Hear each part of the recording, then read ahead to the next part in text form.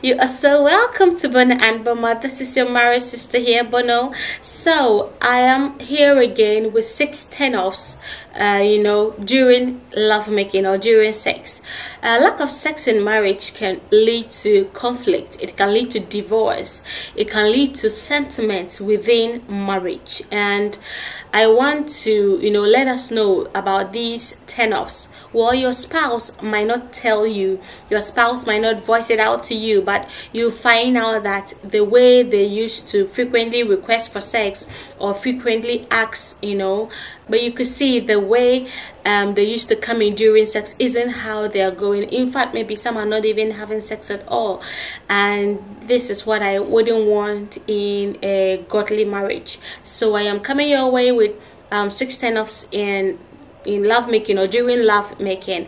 Okay, so one goes, number one, always to ask for it. It's a turn-off when you are always the one asking for sex. Maybe the man is always the one asking and demanding for sex from the woman, or the wife is always the one demanding for sex from the husband. It's a big turn off. I mean, please, my dear women, yes, it is alleged, or not alleged, but research and a fact that men tend to love sex than women. Though we know women love sex, but men are of a higher percentage. Okay, so always making your spouse request for sex, and even when he requests, you deny him, and he has to do certain things. He has to buy you this, has to do just before he gets it. It's a big turn off. A time will come and your husband feels that, why am I always the one requesting for sex? And he might refrain from doing that. And it means if your spouse refrain from requesting sex, then that means there's never going to be sex in the marriage. And you wouldn't want your marriage to get to that time, to that level where there is no sex, where there's lack of sex.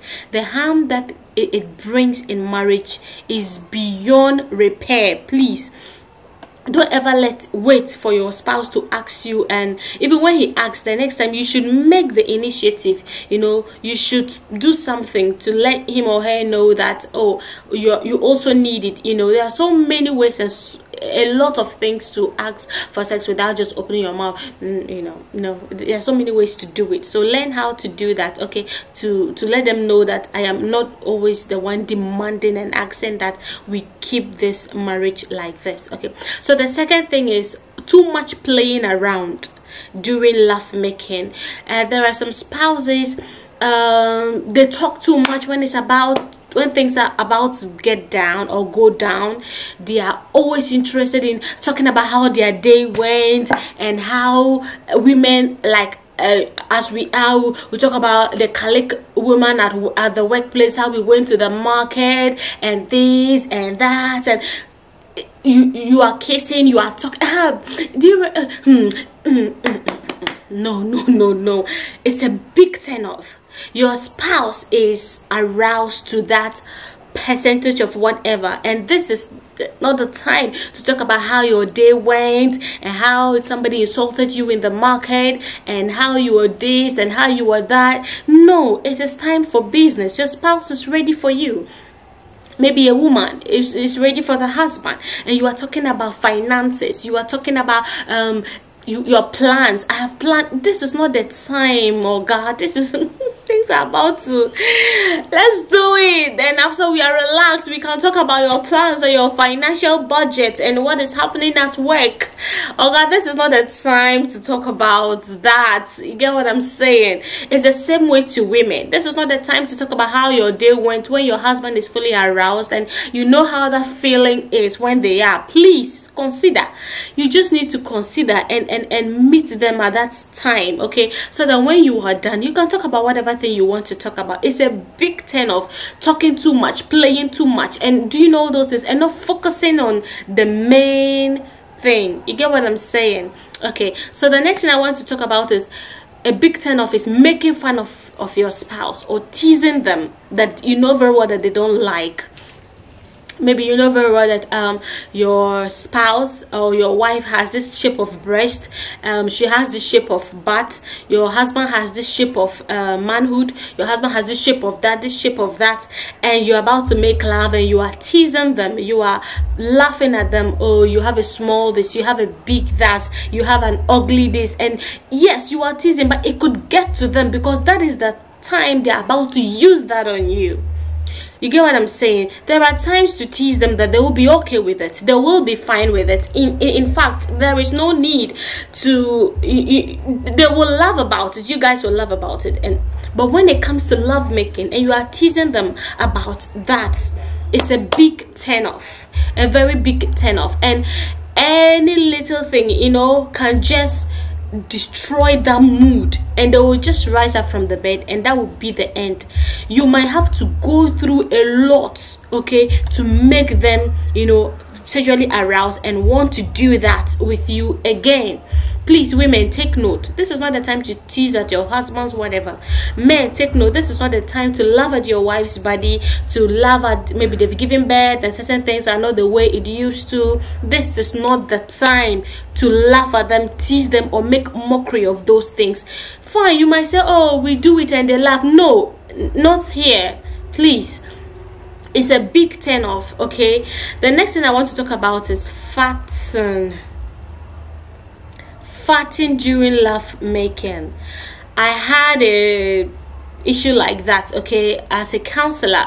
One man approached me and then said that this woman, when it's always time for them to make love, he doesn't know where the farting comes from. Like, she farts all right, but when it gets to that place, she has a very stinking fart. Okay, I don't know if there is a condition like that. I made my search, but there wasn't a condition of such farts, okay? And it's a big turn off. You know, to have a smelly fart at the time you're about to do this thing is a very big turn off.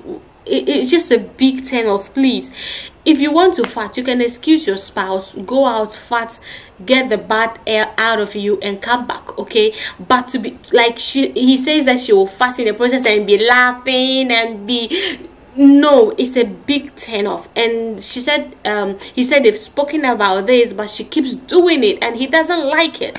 So please, when it comes to love making, that is the time you're about to meet your husband. It's a lot. The spiritual aspect of it, the physical aspect of it, the mental aspect of it, the health aspect of love making starts to take place. All these things start to take place. This is not the time to mess up. You can have a love making that is so wonderful, so relaxing, so beautiful, but it doesn't mean that you should hurt one another whilst trying to arrive at a good love making or a good pleasurable love making. So the next thing I want to talk about is being shy. Being shy is a big turn off. I would understand if you are getting married and maybe a month of marriage, or maybe a week or 2 weeks, or maybe 2 months maximum 2 months of getting married, you are shy. Okay, fine, because I felt it. Meeting my husband for the first time, I was so shy. Yeah, let's put that aside. Okay, so I was so shy, but 2 months after that, I could go completely, you know, that in front of him, and he would also in front of me, and nothing will happen. The Bible says that when we shall be naked, two of us shall be naked, and we will not shy, you know. So you keep on, continue shyness.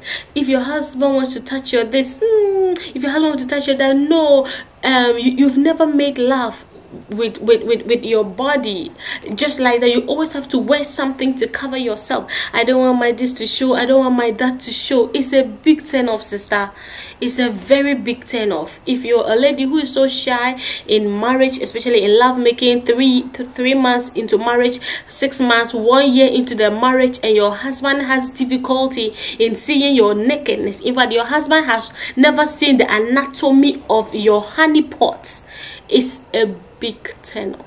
Is an issue. By now in marriage, after 6 months, 1 to 1 year, 2 years, your husband should know everything about the anatomy of your honey pot. That shows how open you are the Bible says that both of you will be naked and none of you will shine. So that shows how open you are about yourself, how willing, how you are exposed, and you are not bothered about it. You know, you get what I'm saying. But if 6 months into the marriage, 1 year into the marriage, and your husband has never seen these things about you, it's a big turn off. Okay, your husband might stop talking about it, but it's in his mind, and one day you just have a small argument and it will come out like that. Okay, so please, and to my husbands too, if you're here and your wife has never seen the anatomy of your banana or the last, or how to put it, no, the anatomy of a manhood and everything that comes along with it, with the two disciples that comes along with the banana, it means you are shy and your wife might not like it. It might be a turn off. 6 months and 1 year into the marriage, your wife should know everything about your anatomy. Your wife should know everything about your body as a man, know where to touch that turns you on, know where to this, know where to that, can touch your thing freely and will just go and nothing will happen.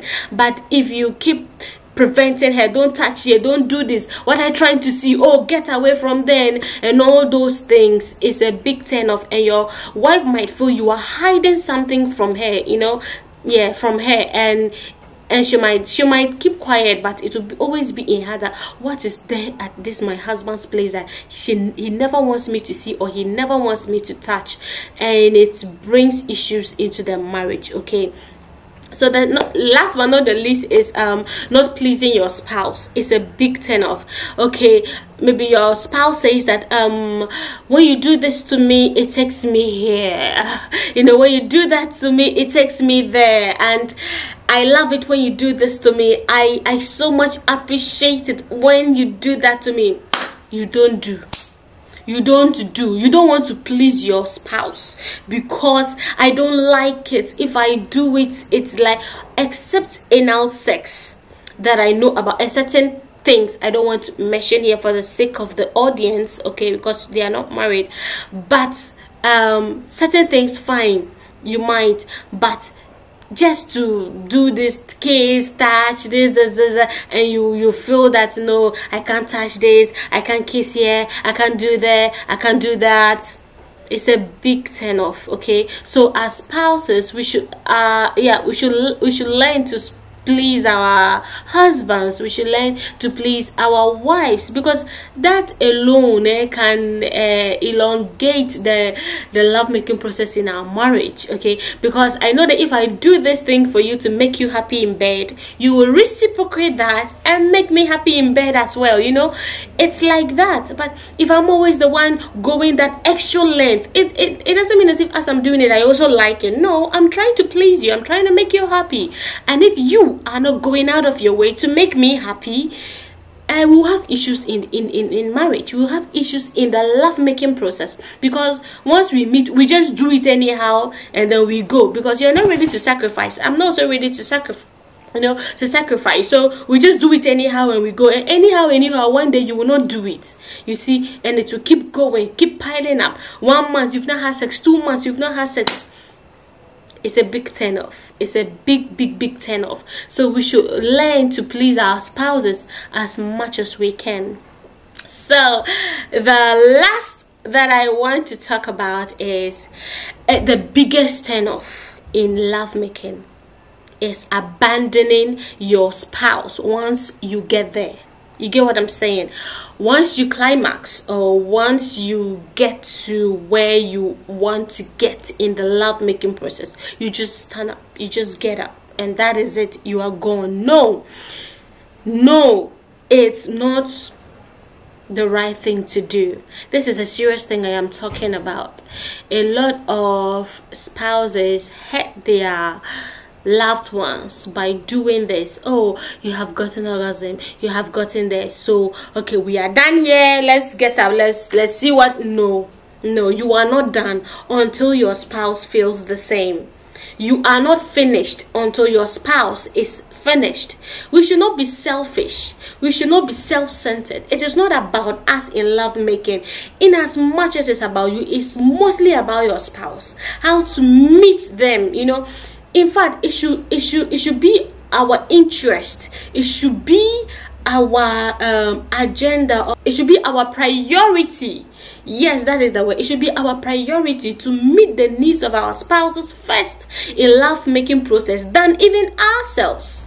If spouses have this at the back of their mind, I tell you, the marriage is going to just be greater and greater in real life, because we meet for love making. My priority is how to make you get there. My priority is how to make you happy, and your priority is how to make me happy. Wow, it's going to be great, but if you meet your spouse, or if you meet your and your mind is, today dear me, I want to last like this, I want to do like this, I want to do like that, and it is always about what you want, it's a big turn off in love making. It's a big turn off in sex, and it will affect your marriage. This I can assure you, it will affect your marriage.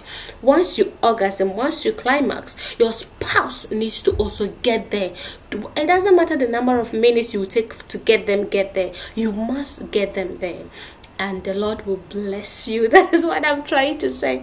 The Lord will bless you as you do that. So thank you so much, and thank you for listening to me. Newly married wives, newly married couples, this is an edition that is best for you. Okay, so kindly like, share, comment, and contributions are welcome. Suggestions are also welcome. I thank you so much for your time. Bye.